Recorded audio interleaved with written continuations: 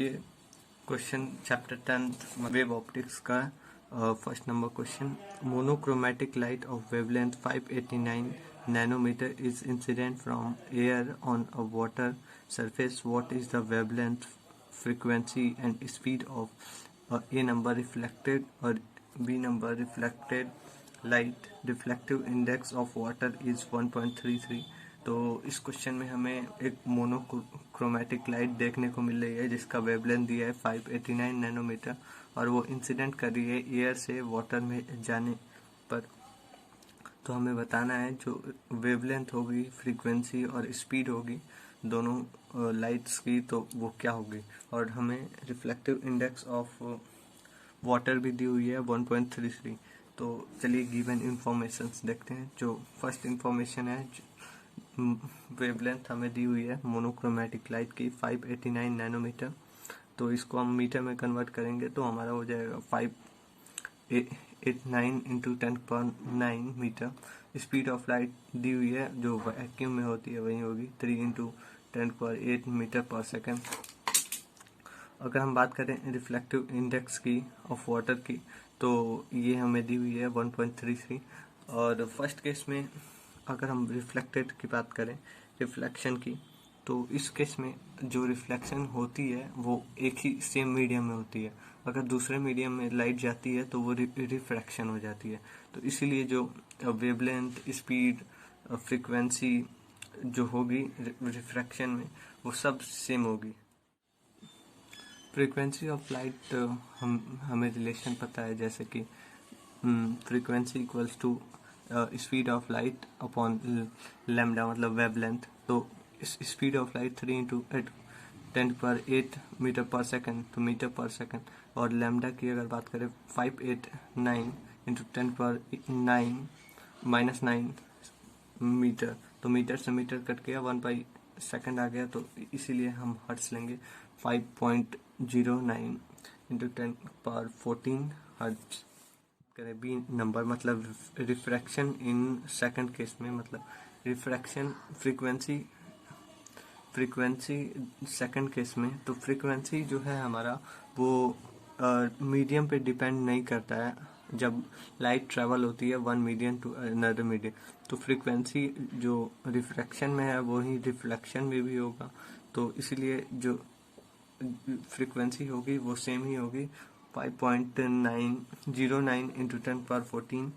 तो उसके बाद से जो लाइट है वो मतलब वाटर में कितने स्पीड से ट्रेवल कर रही है, तो इसीलिए हमारे पास है v इक्वल्स टू c/μ। तो v हमारा 3 इंटू 10⁸ है और म्यू हमारा वाटर का 1.33 है। तो ये जो हमें वेलोसिटी मिलेगी वो कुछ 2.26 इंटू 10⁸ मीटर पर सेकेंड मिलेगी, मतलब 3 से कम मिलेगी थोड़ी सी। उसके बाद से अगर हम बात करें वेवलेंथ ऑफ लाइट की इन वाटर में, तो जो v हमारा स्पीड है वो फ्रीक्वेंसी इंटू लैम्डा होता है। तो वहाँ से lambda equals to speed upon frequency हो जाएगी। तो उसके बाद से जो स्पीड हमें फाइंड की है वो है हमारे पास 2.26 इंटू 10⁸ और जो वेलोसिटी मतलब फ्रीक्वेंसी है वो 5.09 इंटू 10⁻14 है। तो यहाँ से जो हमें नई वैल्यू मिल रही है, मतलब जो लैम्डा नया मिल रहा है रिफ्रैक्शन का, वो है हमारा 444.007 इंटू 10⁹ मीटर।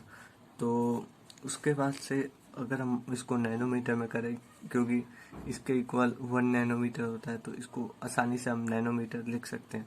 तो यहाँ से 444.10 नैनोमीटर हो जाएगा। तो फाइनली हमें सब कुछ मिल गया है। जो स्पीड है हमारा वो स्पीड सेकंड केस वाला ये सब वैल्यू है। जो स्पीड है हमारा वो वाटर में 2.26 इंटू 10⁸ होगी मीटर पर सेकेंड। फ्रीक्वेंसी सेम दोनों में होगी 5.09 इंटू 10⁻14 हर्ट। वेवलेंथ होगी 444.0901 nanometre. B number question number 2 है हमारे पास। What is the shape of the wave front in each of following cases. First case, light diverging from a point source. B number, light emerging out of a convex lens when a point source is placed at its focus. C number, the portion of wavefront of light from a distinct star intercepted by the earth. तो first case में हमें एक इसमें पहले shape of wave front दिखाना है।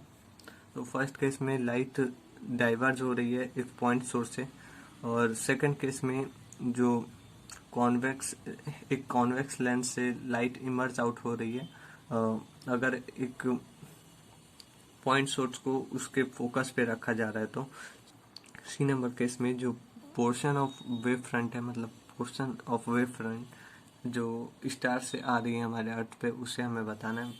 बात करें फर्स्ट केस की, तो एक पॉइंट सोर्स से लाइट डाइवर्ज हो रही है, तो कुछ ऐसे डाइवर्ज होगी, और ये हमारा वेव फ्रंट है। तो ये हमारा स्पेरिकल होगा, स्पेरिकल। फर्स्ट केस में स्फेरिकल होगा, और जो वेव फ्रंट इमर्ज आउट होगी वो इसमें शो भी हो रहा है, जैसे ये बाहर की तरफ जाएगी।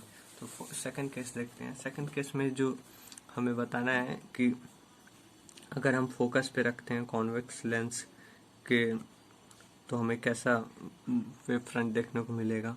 तो कुछ ऐसा दिखेगा, पैरेलल, मतलब प्लेन वेव फ्रंट देखने को मिलेगा। तो फर्स्ट केस में एक ज्योमेट्रिक है और एक प्लेन मतलब वेव फ्रंट है। तो ये एक दूसरे से पैरेलल होंगे और एक दूसरे के जो बीच का गैप होगा वो भी सेम होगा, ऐसे वैसे। थर्ड केस में हमारे पास जो स्टार्स आ रही हैं, मतलब स्टार्स के वेव फ्रंट्स बनाने हैं जो अर्थ पे आ रहे हैं। तो इस केस में जो अगर हम बात करें इनफाइनाइट से अगर कोई भी रेज आती हैं, तो उस इनफाइनाइट से रेज आती हैं तो उसे हम पैरेलल मानते हैं। तो इसलिए ये हमारे पास प्लेन वेव फ्रंट मिलेगा इसमें भी। तो फर्स्ट केस का हमारे पास होगा स्पेरिकल, सेकंड केस का प्लेन, थर्ड केस का भी प्लेन, क्योंकि ये इनफाइनाइट से आ रही हैं। Question number 3, A number, the reflective index of glass is 1.5. What is the speed of light in glass? Speed of light in vacuum is 3.0 into 10 power 8 meter per second. तो इसमें हमें एक reflective index of glass दी हुई है 1.5 जो होता ही है, और स्पीड ऑफ लाइट हमें पता करना है इन ग्लास। तो फर्स्टली जो स्पीड ऑफ वैक्यूम दी हुई है, speed of light in vacuum दी हुई है 3 into 10 power 8 मीटर पर सेकेंड। तो उसको हम देख लेंगे। जो गिवन इंफॉर्मेशन है जैसे mu 1.5 speed of light 3 into